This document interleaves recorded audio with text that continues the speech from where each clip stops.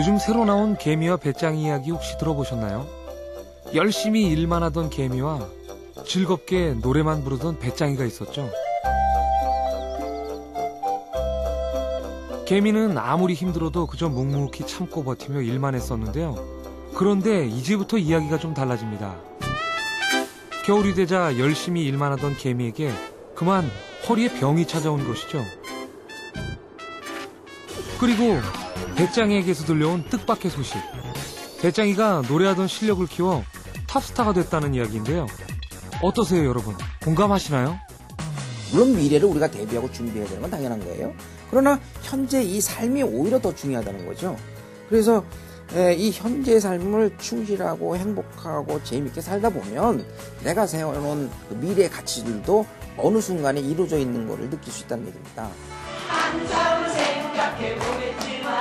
10개월을 더 살았잖아요, 그죠? 그러니까 불안감보다도 오히려 자신감이 생겼어요.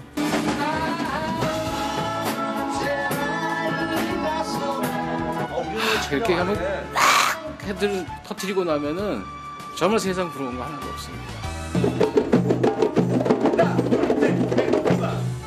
인터넷에 사연 하나 올린 건데 제 생활, 생각, 마음가짐 이런 게 이렇게 많이 바뀔지 몰랐거든요. 새로운 걸 할 때 우리 뇌가 바짝 잘 움직입니다. 그러니까 뇌가 원활히 자극을 받는 데는 이제 취미활동 중에서도 좀 새로운 취미활동이 이제 한번 도전입니다. 즐거움으로 건강을 되찾고 새로운 삶을 시작했다는 사람들. 오늘 우리는 즐거움에 대해 이야기해볼까 합니다. 미국의 심리학자 윌리엄 글라서에 의하면 인간은 태어날 때부터 5가지 기본 욕구를 가지고 태어난다고 합니다. 생존의 욕구, 힘의 욕구, 자유의 욕구, 사랑과 소속감의 욕구, 그리고 즐거움의 욕구입니다. 이 즐거움의 욕구란 새로운 많은 것을 배우고 놀이를 통해서 즐기고자 하는 욕구를 말하는데요. 여러분은 즐거움의 욕구를 얼마나 채우고 계신가요? 이 즐거움은 우리의 삶과 건강에 있어서 절대적으로 필요한 활력소가 되기도 하는데요. 그렇다면 과연 즐거움은 우리 삶에 어떤 변화를 가져다 주는 것일까요?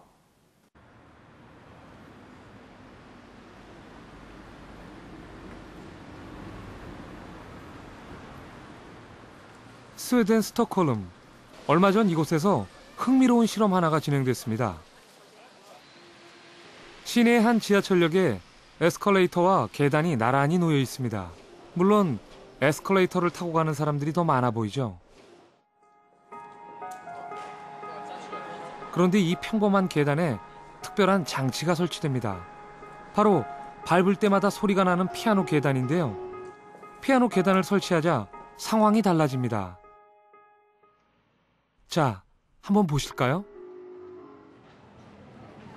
에스컬레이터로 향하는가 싶더니 피아노 계단으로 방향을 바꾸고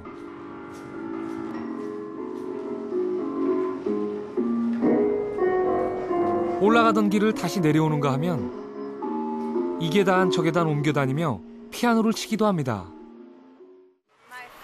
피아노 계단을 처음 봤을 때 굉장히 신기하다고 생각했어요. 정말 재밌어 보였고 꼭 이용해보고 싶었어요.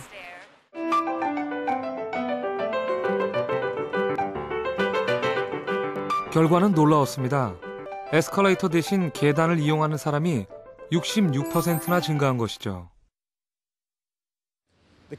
이 아이디어의 핵심 포인트는 즐거움과 재미가 있다면 무엇인가를 하기가 훨씬 쉬워진다는 것입니다.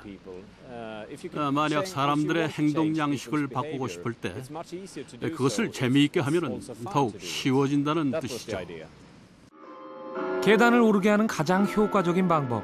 그 비밀은 재미에 있었던 것이죠. 재미있으려고 그러면 일단 그 남들이 나한테 강요한 게 아니고 내 스스로 선택해서 내가 하고 싶은 것을 한다라고 하는 그런 느낌을 가져야 돼. 그걸 그 내재적 동기라고 얘기를 하는데.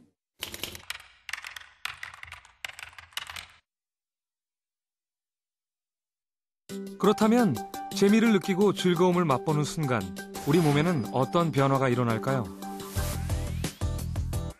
즐거운 자극을 받으면 중뇌에서 축자액으로 신호가 전달되어 도파민을 비롯한 세로토닌, 엔돌핀 등의 신경 전달 물질이 분비됩니다. 이 신경 전달 물질들이 신경세포 말단에 있는 시냅스를 통해 전달되면서 우리는 좋은 기분을 느끼게 되는 것이죠. 신경 전달 물질들이 얼마나 잘 전달되느냐에 따라 때로는 즐겁기도 하고 때로는 우울해지기도 합니다. 그러니까 우리가 자꾸 마음이 즐거우면, 즐겁다는 건 뇌가 활발히 움직인다는 말이거든요. 뇌가 활발히 움직이면 우리 육체가 능률이 올라간다는 말이죠. 그래서 다른 사람들하고 접촉도 많이 하게 되고. 신나는 음악에 맞춰 우스꽝스러운 분장을 한 사람들이 몸을 흔들어댑니다. 이곳은 다름 아닌 서울대병원의 웃음치료 교실.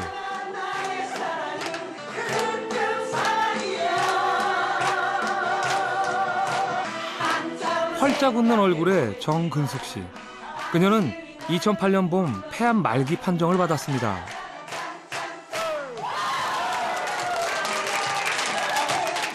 제가 생각을 바꾸고 그렇게 긍정적으로 생각을 하고 막 이렇게 웃고 그러고 지내다 보니까 통증이 없는 거예요. 그래서 지금은 저는 다른 사람들이 보기에 정말 환자냐 이렇게 물어볼 정도로 환자 같지 않다 이럴 정도로 제가 굉장히 지금 너무나 편안하고 아무 통증을 못 느끼고 있어요. 항암 치료를 받으면서 즐거운 생각과 행동으로 바꾸고 몰라보게 몸이 좋아졌다는 그녀. 등산을 할 때도 그녀만의 방법이 있습니다. 당신을 위해서라면 아낌없이 줄 거야. 내려가는 길에는 무조건 신나게 노래를 부를 것. 막 이런 데 와서는 소리 크게 지르고 노래 불러야 되잖아요. 그러니까 막 너무 마음이 즐거운 거예요. 항암 치료로 다리에 힘이 없어 움직이지도 못했던 그녀였지만 이제 등산쯤은 거뜬해 보입니다. 웃음이라거나 긍정적으로 생각한다던가 이런 것들은 몸에 이제 모든 막혀있는 부분이요. 예를 들어서 혈류나 모든 근육의 긴장 이런 것들을 줄여주죠. 실제로 한바탕 크게 웃고 난 후에는 혈류량이 증가합니다. 반대로 스트레스를 받으면 줄어들게 되죠.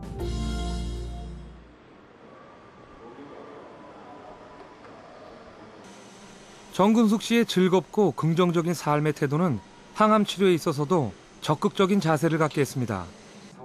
그래서일까요? 그녀의 몸은 확실히 달라져 있었습니다.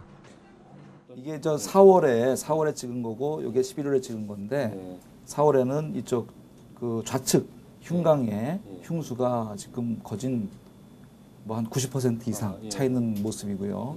이쪽 11월은 그 흉수가 많이 줄어서 지금 흉곽 내에 한 20% 미만으로 보입니다.